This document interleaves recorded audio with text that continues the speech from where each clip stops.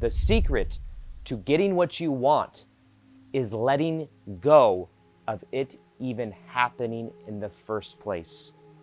When you learn what I'm about to share with you in this video, it will make the process of getting what you want so much easier, because you'll see that what you want, you are actually blocking because of attachment.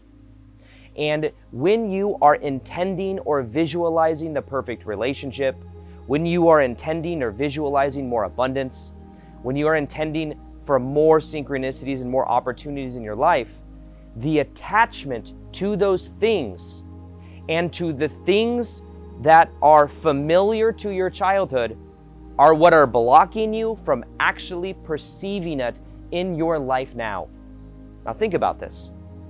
If there is an attachment in childhood to a story that people are unreliable, a story that I don't want to be abandoned or people always leave me, that attachment is blocking love from coming into your life. If there is an attachment to believing that men cheat or women, whatever, there's these different beliefs that stem from childhood, those attachments are actually what is blocking you from attracting what you want. So you could say that the letting go is the key to actually attracting more of what you want. Now, here's the thing. The thing you're really letting go of is familiar energy. It is familiar maybe to feel not chosen. It is familiar maybe to feel abandoned. It is familiar maybe to have toxic people that are controlling in your life. It is familiar maybe to be in scarcity. It is familiar maybe for someone else to tell you what to do at a 9-to-5 job. And you say, I don't know why I keep blocking myself. I keep blocking myself from what I want. I want something, but at the same time, I'm subconsciously blocking it. Why am I doing that? Well, what is familiar may not be the freedom, the love, the open heart.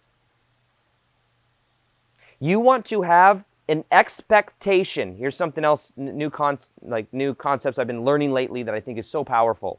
And I'll share with you a story about this. But you want to be good either way, knowing that this outcome you quote unquote want isn't the end all be all.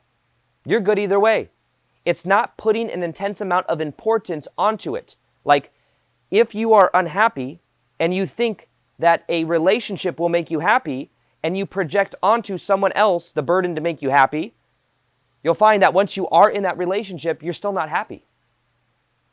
Or there's some sabotage energy there that causes it not to happen. Because it's the thing isn't the solution. It's an inner energy that must be shifted for you to experience it. Now, in past videos, it'd be like, there's this thing called the expectation effect. In science, it's called the expectation effect. There's books called about the expectation effect. And this is phenomenon where what you do, and it shows how flexible reality is, but what I want to pair is the expectation effect with letting go and show you how this works, how you can expect for something without being attached, and letting go is the key to actually receiving that expectation. This is a game changer. This completely transformed my life and my understanding of reality itself when I really began to apply it. Expectation effect, just a general idea of how this works. There's many different studies that show this, but in one of them, what they do is they give test subjects. Let's say there's 100 test subjects. 50 of them, they give this shake, and they tell them, this shake is very low in calories, and this shake does not have gluten in it. And then they give the other 50 people a shake, and they say, this is a high-calorie shake, and it has gluten. What'll happen is the people that took the high-calorie shake that has gluten in it will believe and expect that that is going to bloat them, expect that that is going to have gluten in it. And it's funny, gluten intolerance is something that is much more common nowadays than it was in the past, partially because there's a mass belief in it, an expectation that anytime you eat gluten, your body's going to inflame. So then what happens is that people that eat this high-calorie gluten shake respond as if there's gluten in it. Some of them have an allergic reaction, and some of them, it has an effect on them as if they had gluten and high-calorie shake. And then same thing with the people that have the low-calorie shake with no gluten in it. What you'll find, and what they found, is that even people that were gluten intolerant, that had gluten when they were told there was no gluten, were fine because of their expectation. The other side of that, people that were told that this is a gluten shake, this is high calorie, there were people that had allergic reactions or responded to it as if it was, and there was none in it. So in a way, it was like switched. Think about it. Isn't that interesting?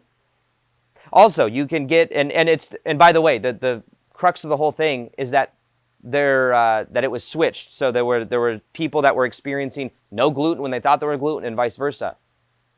Another example, you've got kids in a classroom and a teacher, and the teacher's told these kids are the smart kids, these kids are the dumb kids. At the end of the year, the kids that were labeled as smart performed way better, and the teacher's expectation of them, the teacher literally may have brought out of them more of their smart capabilities because she expected them or he expected them to be smart. And the kids that were expected to be dumb and not perform as well didn't. Now, the truth of the matter, it was completely random. This gets very interesting. So the expectation effect is a thing. What if part of the realities you experience are based on what you expect, and there's many probable realities that exist? This is more the quantum physics side of things. Now, let me share with you how I use this in my own life just recently. So just recently, I went fishing. I'm in Costa Rica right now. I went fishing in that of here in Costa Rica. And it was an 8-hour, it was a whole funny experience, actually, with my best friend, Victor. I thought it was going to be a 3 or 4 hour long fishing ride.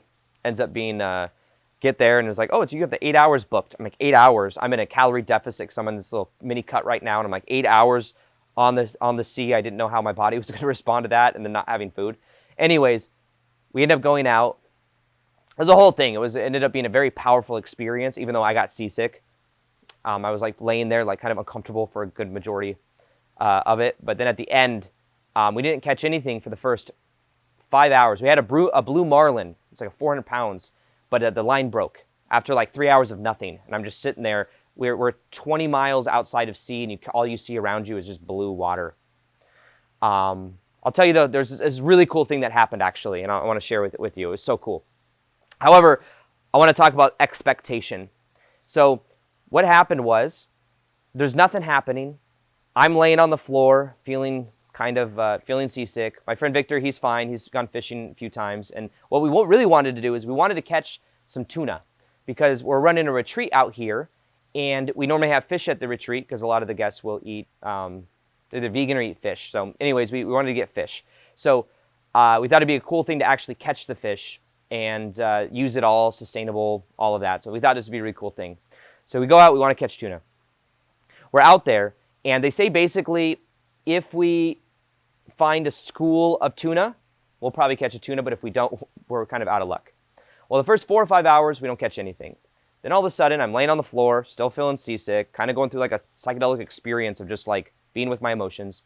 All of a sudden, this crazy thing happens. The guy, we go, we start going really fast. We're like going towards something, because before that we were like trolleying, or we're just going like 18 miles an hour in a specific direction with lines on, waiting for fish. Nothing was coming. So what happens is we start going fast. If they saw something, all of a sudden I pop up, and there's this crazy thing happening. There are hundreds of dolphins, literally hundreds. There are hundreds of birds. There are schools of tuna jumping out of the water. And there is this feeding frenzy that's happening, where apparently, I guess what happens is dolphins and tuna team up and they catch smaller fish. And there's like schools of this, there's just hundreds of dolphins all around the boat. The guy, the Costa Rican guy, gets to the top of the boat, gets a line, throws it out. And what ends up happening is there's all this commotion, and it's this incredible experience. And I love dolphins, so I thought this was like the coolest thing. Anyways, what ends up happening is my friend Victor, he likes to fish a lot. And I just kind of going for the fun. I also wanted to go because my uncle, who passed away like 8 or 10 years ago, he's a business owner. I was always like inspired by him. And also he was a deep sea fisher. I was like, oh, it'd be cool to go deep sea fishing. So I felt this calling to go do it, you know. So anyways, what ends up happening is we get a fish. We caught a line. Victor is the first. I'm like, Victor, you go ahead and take it. He wanted to give it to me to be nice because it was my first time fishing. But I was like, no, you take it, because we didn't know if we were going to catch another one because it was already 6 hours with no fish. Basically, he reels in this fish. It's like 20 pounds. It's awesome. So stoked. He never even caught a fish that was like that big before. And then the second fish I got, and as I'm reeling in this fish, it ends up being a 60-pound fish. It was huge. This fish we ended up catching 5 more fish, caught over 100 pounds of tuna. We were able to bring it. We had it last night at this, the retreat we had. It was incredible. It was cooked extremely well. But it ended up being this epic experience. Now, here is the thing that I had in the back of my mind the entire time.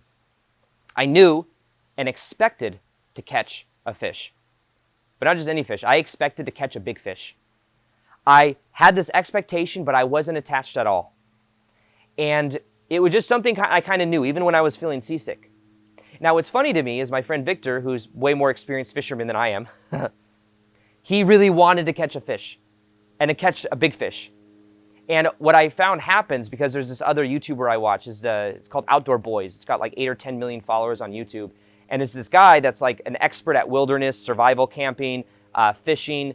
And it's so wholesome. I watch it sometimes because it's so interesting to me, like how much he knows about fishing and all of these, like, surviving in the wild and like negative, 20-degree weather and stuff. And he brings his kids. It's pretty crazy. But one thing he said, there was this one fishing video I remember him and he caught like 100 fish in this like 2-hour period, but his kid just kept catching much bigger fish than him. And he said his kid and his wife always catch bigger fish than him. What I thought was interesting is they're probably not attached at all. And in the same way, in somebody that really values it, that really wants it, may be more attached. And I was talking to Victor about this because I feel like he wanted to catch a big fish. He wanted to have that experience. I was expecting it, but not attached whatsoever. I was good either way. I was like, you can have this one. You can, like, it was a very different energy in the sense that there was no attachment. But in the background, I expected, and I was good either way. So in an interesting way, like, I knew it wasn't going to make my happiness. It wasn't going to, it was like, there was no ego involved. Like, if I catch a big fish, I'm really cool. None of that. But what I'm saying, and the reason I share this story, is it made me contemplate this whole idea of expectation with non-attachment. You can expect to have a great, I could go to the gym and expect to have a great workout, but I'm not attached to the outcome. I'm not attached, like, if I don't have a great workout, then I'm not worthy, or something's wrong, or you don't have to give it too much meaning. In the same way, when it comes to, I can expect to make great YouTube videos, but not be attached to it actually happening or to how it happens. You see the difference here in the energy? It makes a big difference when you look at this from this perspective that you're good either way, because the energy you want to experience already exists. And what if like the energy is already inside of you? And what if the key is enjoying the process along the way? It's more about the process than it is the end result. Now, the belief and the attachment belief is that if we have the end result, then we can feel happy. And that's what robs us of happiness in the present moment. When instead, if you were to start focusing on enjoying the process, being present to the moment, not trying to manipulate reality by getting your needs met, you would be happier. And if you're happier, you're in a higher vibrational state. And if you're in a higher vibrational state, you're good either way.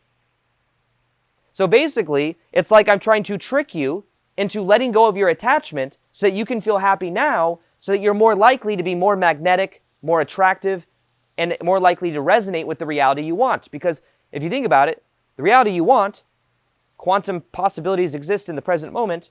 It already exists. It's just tuned to a different frequency. But your attachment is what's blocking you from perceiving it. Now, what you want to start becoming aware of is, what are your attachments from childhood? You think, I want to attract a relationship. I don't want to be single. But you may be subconsciously attracted to being single because that may be more safe than opening up your heart. That might be more safe than being let down. Someone breaking your trust or being betrayed. Because if you felt emotionally abandoned as a kid, you might fear that again. And it's safer to be in your room alone. There may be beliefs that, things aren't fair. Things always happen to me. There's a story there. You get a payoff from those stories. Don't you know that there's a payoff from these limiting stories? And the payoff is that you get to stay where you are right now. You get to stay attached. Now understand that it's interesting. It's like happiness is around you at every moment. But you can only grasp that happiness if you let go of what you're attached to inside in your hands. You can only have one thing at a time. You can have your attachment, or you can have the happiness. It's up to you. But just like a dog with a bone in its mouth who's trying to get 3 bones in its mouth and it can't, you can only have one at a time. And maybe you have to let go of the attachment in order to have that happiness. It's interesting. It's like the kingdom of heaven is all around us. But we're blind to it because of our attachments. The attachments feel familiar. The attachments feel safe. We've had that attachment for so long. We've carried it around for so long. What if you realize you could just put it down now? And that you being happy is what you want anyways. It's like being in a flow state. Being in the process. Knowing you're good either way. The more you can let go of attachment, the more happy you will feel. And this is the key to really feeling happy. This is the magic of letting go and receiving at the same time. Because your cup is already full. I have a free $1,000 course called High Vibe 101, if you haven't seen it yet, with guided meditations, with that of a step-by-step process, with that of breath work to help you repattern all of this into your nervous system and to let go, to feel more higher vibrational emotions as your natural base point. You can go through the whole entire program for free. It's a $1,000 course for free inside my free community called High Vibe Tribe. I'll go and link below if you want to check it out. And if you want to learn how to master detachment by letting go, I have a video that will tell you how to go deep on this whole entire concept, and you can check it out right here. People that are not attached have a more magnetic energy